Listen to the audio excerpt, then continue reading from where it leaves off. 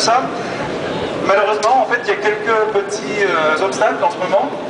C'est qu'il y a un traitement préférentiel de EDF Énergie Renouvelable au niveau de RDF. C'est qu'il y a une file d'attente spéciale EDF Énergie Renouvelable chez RTE. Bon, c'est pas vraiment un acteur comme les autres. On a des preuves maintenant de faux et d'usage de faux dans le cadre des développements des projets. Il y a des documents qui ont été antidatés pour passer avant le moratoire.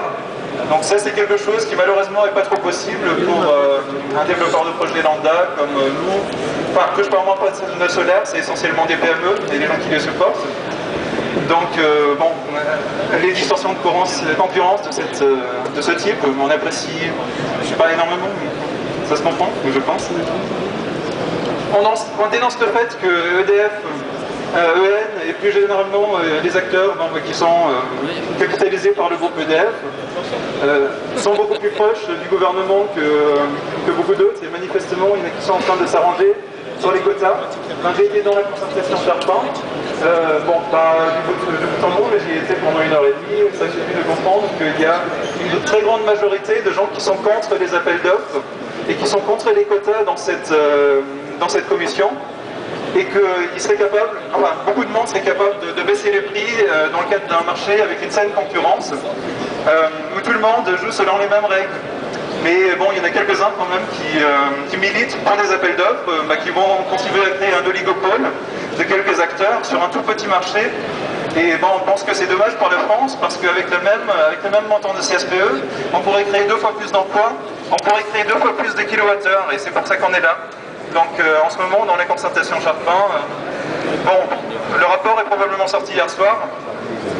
Il a probablement confirmé les appels d'offres comme une grande ligne directrice. On n'en veut pas. On ne veut pas d'un système sur base d'appels d'offres. On ne veut pas non plus de quotas. On ne veut pas non plus de parcs solaires géants de plus de 12 MW crête, qui n'ont jamais été prévus dans le dispositif de l'obligation d'achat.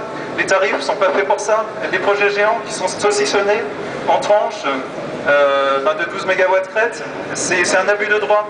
C'est pas quelque chose qui devait être financé par ce biais, par la société. Donc avec nos impôts, on subventionne de l'énergie solaire, ça c'est très bien.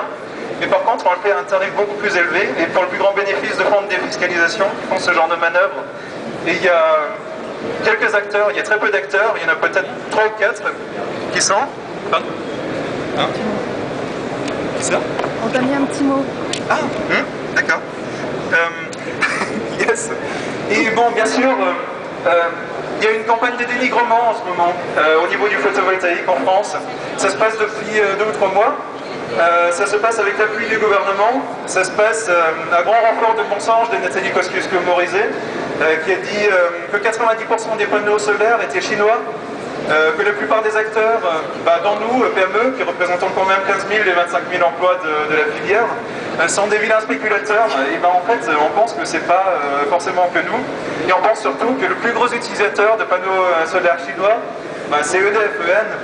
On a eu des échos aussi de chantiers de EDF-EN dans des parcs au sol, qui ne se font pas avec des entreprises locales, mais qui se font par exemple avec des Albanais qui habitent dans des tentes directement sur le chantier.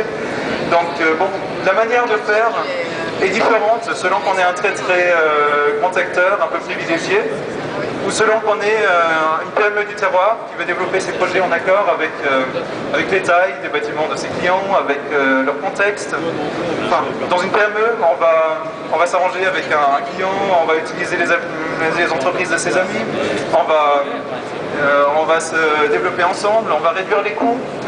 Dans les PME, en fait, on peut produire de l'énergie à un coût beaucoup plus bas que ce que savent faire certains des grands groupes en ce moment.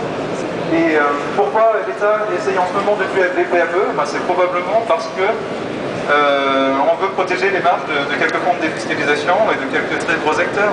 On essaye de préférer un oligopole pour la consolidation des marges de ces acteurs, au lieu de développer un grand marché avec tout ce qui est là aujourd'hui, avec les grossistes, avec les poseurs, avec les entreprises artisanales, avec les PME qui sont là pour beaucoup depuis bien avant 2006 et le tarif d'achat.